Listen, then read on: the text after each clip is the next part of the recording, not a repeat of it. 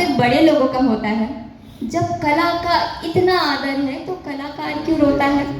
हरिओम, मैं वैष्णवी, कक्षा 12वीं की छात्रा, आज आप सभी के समक्ष अपनी स्वरचित कविता लेकर प्रस्तुत हूँ। इस कविता में कहानी सिर्फ मेरी नहीं है, हम सब की है। हम सब उन तारों की जिन्हें समाज की जंजीरों ने कहीं खो दिया है। हमने अपनी रोशनी कहीं खो दी है। उम्मीद बस इतनी है कि इस कविता के आखिर में आज हम सभी को अपनी रोशनी का पुनः एहसास हो जाए। आप सभी से बस इतना कहना चाहूंगी कि क्यों इस कदर हैरान तू, मौसम का है मेहमान तू। क्यों इस कदर हैरान तू, मौसम का है मेहमान तू।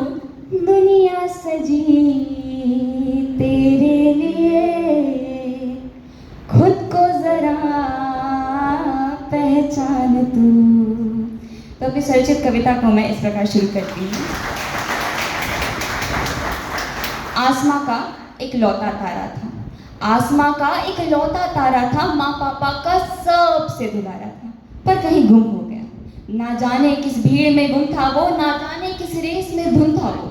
किस्मत ने कैसा शोर किया, उस तारे को क्यों तोड़ दिया। सबने कहा तुम पर्याप्त नहीं, उसके जैसा बनो। कुछ ने कहा अरे रोते क्यों हो इतना तुम, थोड़ा तो डटकर सख्त बनो। इस रेस में अव्वल आने के चक्कर में वो तारा भूल गया कि वो आसमां के लिए बना था। सबकी नकल उतारने के चक्कर में उसने कहाँ देखा कि पूरा आकाश उसके लिए सजा था। आसमां का एक लौता तारा था, सबको तो वही दुलारा था।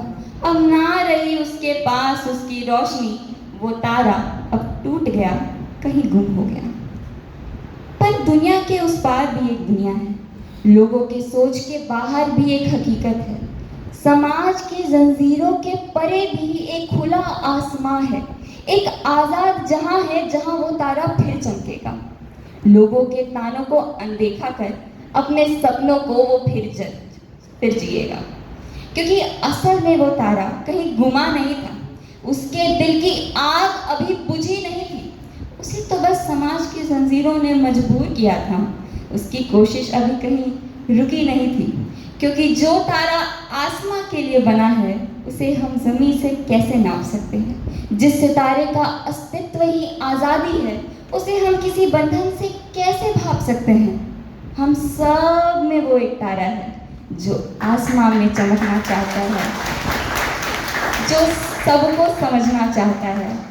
मगर प्रश्न ये है कि क्या हम उसे समझेंगे।